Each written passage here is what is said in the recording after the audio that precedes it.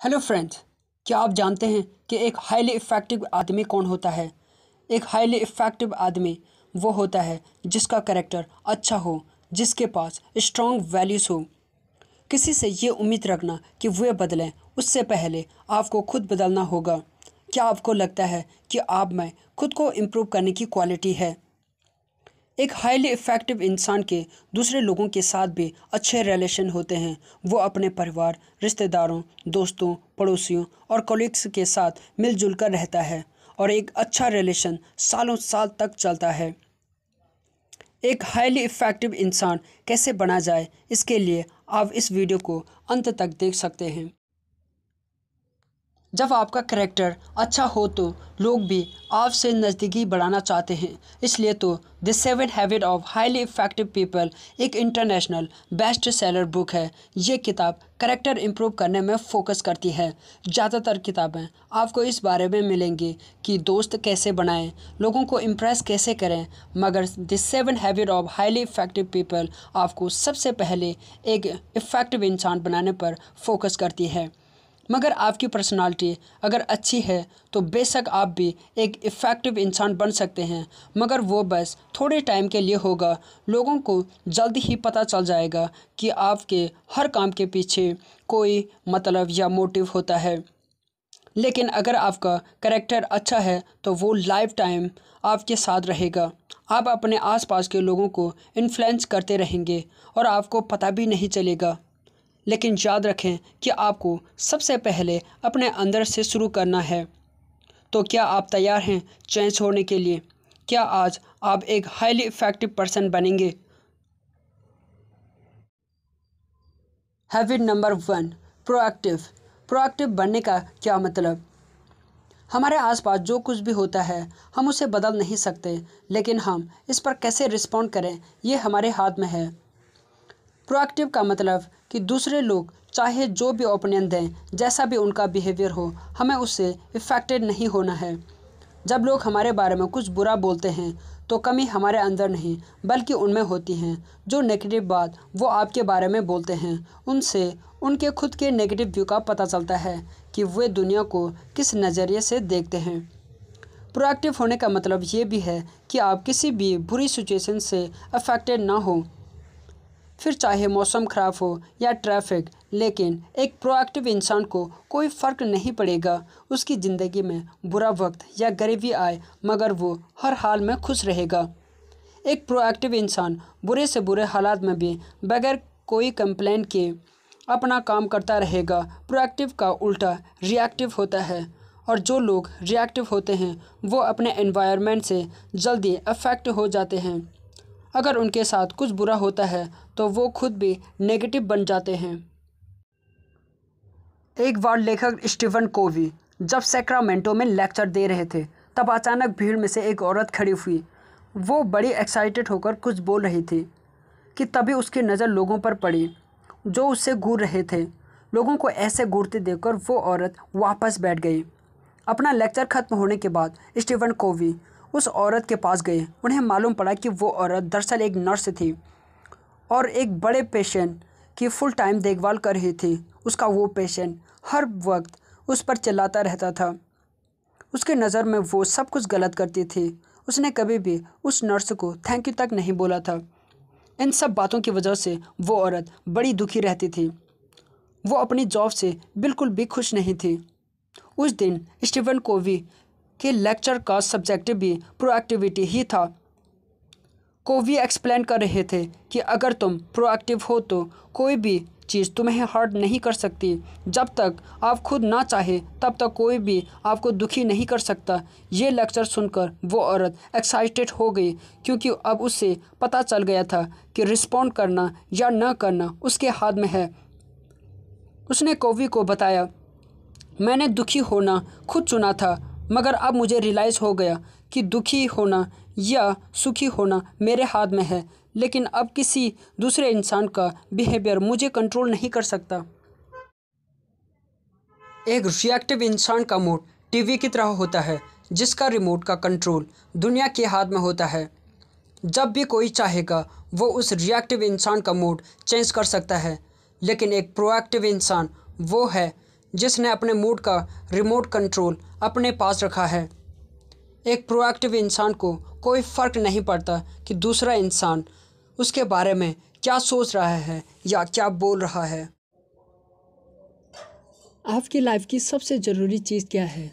अपने माइंड में एंड को लेकर शुरुआत से हमारा मतलब है कि आपके सारे एक्शन, आपकी वैल्यूज़, आपके पर्पस से मैच होने चाहिए। आपको आपका फाइनल गोल या आपका डेस्टिनेशन का पता होना चाहिए ताकि आपका हर स्टेप उसी तरफ जाए।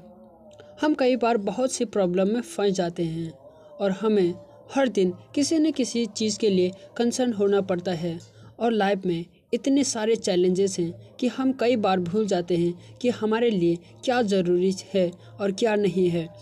जैसे कि आपको अपने बच्चों का ध्यान रखना पड़ता है, उन्हें हर चीज़ प्रोवाइड करानी पड़ती है, लेकिन आप इसके लिए इतना कड़ी मेहनत करते हैं कि आप उनके साथ टाइम स्पेंड ही नहीं कर पाते हैं। आप ये भूल जाते हैं कि बच्चों को मटेरियल चीज़ों से ज़्यादा उन्हें आपके प्यार और सपोर्ट की ज़रूरत है। अगर आप सच में अपने बच्चों से प्यार करते हैं तो उन्हें हर दिन शो कराइए कि आप उनसे कितना प्यार करते हैं।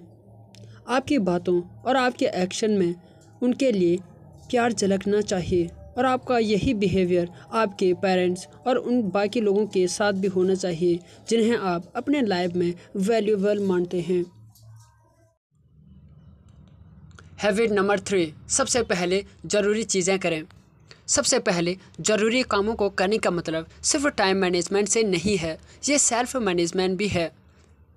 इंसान होने के नाते हम सेल्फ अवेयर होते हैं और यही चीज़ हमें सारी लिविंग थिंग्स में सुपीरियर बनाती हैं, क्योंकि सिर्फ हम इंसान ही खुद को इवैल्यूएट कर सकते हैं और जब हमें लगता है कि हम कुछ गलत कर रहे हैं तो हम उसे चेंज भी कर सकते हैं।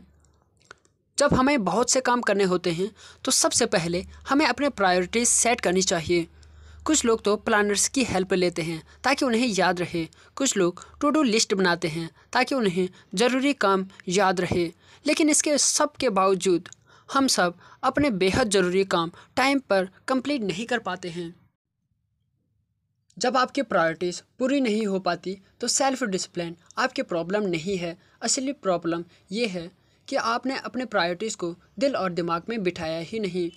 आपने ये नहीं सोचा कि ये आपकी टॉप प्रायोरिटीज़ क्यों हैं, क्यों ये आपके लिए इम्पोर्टेंट हैं। सोचिए ज़रा इसके बारे में, ये आपको और ज़्यादा मोटिवेट करेगा। टाइम मैनेजमेंट करना चैलेंज नहीं बल्कि खुद को मैनेज करना जैसा है। सबसे पहले ज़रूरी चीज़ें करें।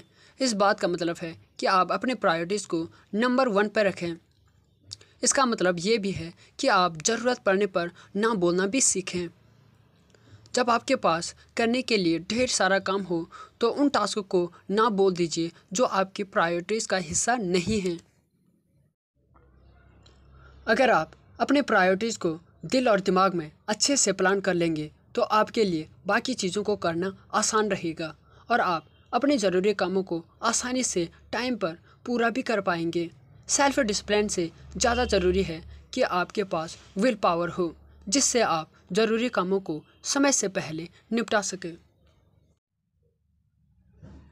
लेकिन अपने कॉलीग को खुद पर हावी ना होने दें, ना ही उस पर हावी हो। आप दोनों का रिश्ता बैलेंस होना चाहिए जिसमें दोनों की जीत हो। इस तरह से आपके और आपके कॉलीग्स में कोऑपरेशन रहेगा जिससे आप एक टीम की तरह काम कर सकते हैं। एक दूसरे के साथ कॉम्पीट करने से ये कहीं ज़्यादा अच्छा है। अब आप इमेजिन करें कि आप एक बॉस हो और आप अपने एम्प्लॉय से आपका डिसएग्रीमेंट होता है, तो जाहिर सी बात है कि आपकी बात ही ऊपर रहेगी क्योंकि आपका एम्प्लॉय अपनी जॉब की वजह से आपके सामने चुप ही रहेगा। एक बॉस होने के नाते आप बेशक आर्ग्यूमेंट में उससे जीत जाएंगे, मगर लॉन्ग रन में देखें तो ये आपकी हार होती है क्योंकि अपने एम्प्लॉय को नीचा दिखाकर आप उन्हें डिमोटिवेट कर रहे हैं। तो वो आपके लिए काम तो करेंगे लेकिन मजबूरी में, तो कुल मिलाकर नुकसान तो आपका ही हुआ। कंप्रोमाइज़ करना हमेशा अच्छा होता है, फिर भले ही आप बॉस ही क्यों ना हो। आपके लिए यही अच्छा होगा कि आप अपने पोजीशन का इस्तेमाल ना करें और अपने एम्प्लॉय को खुश रखने में ही आपका ज़्यादा फ़ायदा है।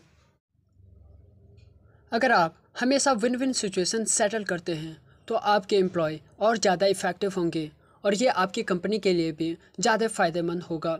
साथ ही आपको बार बार लोगों को हायर करके उन्हें ट्रेन करने की ज़रूरत नहीं होगी। विन विन सिचुएशन सिर्फ वर्क प्लेस पर ही नहीं बल्कि ये हर तरह के रिलेशनशिप में एप्लीकेबल है। और जब भी आपके पार्टनर, आपके बच्चे, दोस्त, पड़ोसियों के साथ डिसएग्रीमेंट हो तो विन विन सिचुएशन के बारे में सोचें। फिर आप देखेंगे कि कैसे आपके हर रिलेशनशिप में और भी ज़्यादा प्यार और ट्रस्ट आएगा। हैबिट नंबर 5, पहले दूसरों को समझने की कोशिश करें, फिर दूसरों से उम्मीद करें कि वो आपकी बात समझें। क्या आपको याद है कि लास्ट बार कब किसी ने आपसे अपनी प्रॉब्लम शेयर की थी और क्या आपने उनकी बात सच में सुनी थी? क्या आपने एडवाइस देने से पहले उनकी फीलिंग्स को समझा था? पहले आप दूसरों को समझने की कोशिश करें, फिर उनसे उम्मीद करें कि वो आपकी बात को समझें। ये अच्छे कम्युनिकेशन का सही तरीका है। हम अपनी राइटिंग, रीडिंग, स्पीकिंग और लिसनिंग के ज़रिए कम्युनिकेट करते हैं।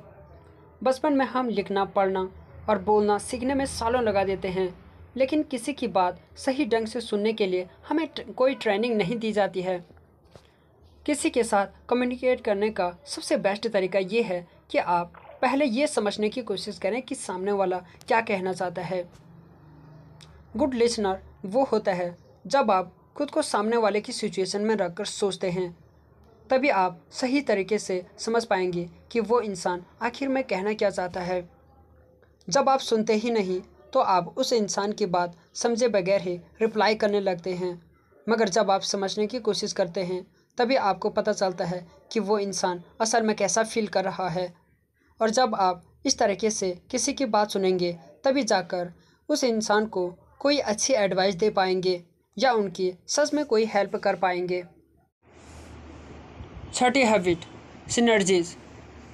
सिनर्जी का मतलब the whole is greater than the sum of its part, यानी कि जब एक आदमी दूसरे आदमी की मदद करता है तो दोनों साथ मिलकर बहुत कुछ अकम्प्लिश कर सकते हैं। जब एक टीम का मेंबर दूसरे टीम के मेंबर के साथ काम करता है तो वो दोनों मिलकर अकेले इंसान के मुकाबले बहुत कुछ ज़्यादा अचीव कर सकते हैं। जब भी नेचुरल डिज़ास्टर आता है तो लोग सिनर्जीज हो जाते हैं, यानी कि लोग साथ साथ मिलकर काम करते हैं। वो मुसीबत में पड़े लोगों की मदद करने के लिए आगे आते हैं। तब लोग अपने डिफरेंसेस भूल जाते हैं। मुश्किल सिचुएशन लोगों के अंदर कोऑपरेट करने की फीलिंग्स ले आती है और तब तुरंत मिलजुल कर सर्वाइव करने के लिए ट्राई करते हैं। Habit number 7, sharpen the saw. Sharpen the saw का मतलब है कि अपने सबसे बड़े एसेट को शार्पन करें, यानी हमेशा कुछ नया सीखते रहें। और आपका सबसे बड़ा एसेट आप खुद हैं। आपको रेगुलरली खुद को न्यू करना पड़ेगा। अपने लाइफ में हर एस्पेक्ट को इम्प्रूव करना पड़ेगा, मतलब फिजिकली, स्पिरिचुअली, मेंटली, सोशली और इमोशनली। आप रेगुलर एक्सरसाइज से खुद को न्यू रख सकते हैं। इसके लिए ज़रूरी नहीं कि आप जिम जाएं या फिर महंगे इक्विपमेंट ही खरीदें। आप सिंपल घर पर भी एक्सरसाइज कर सकते हैं।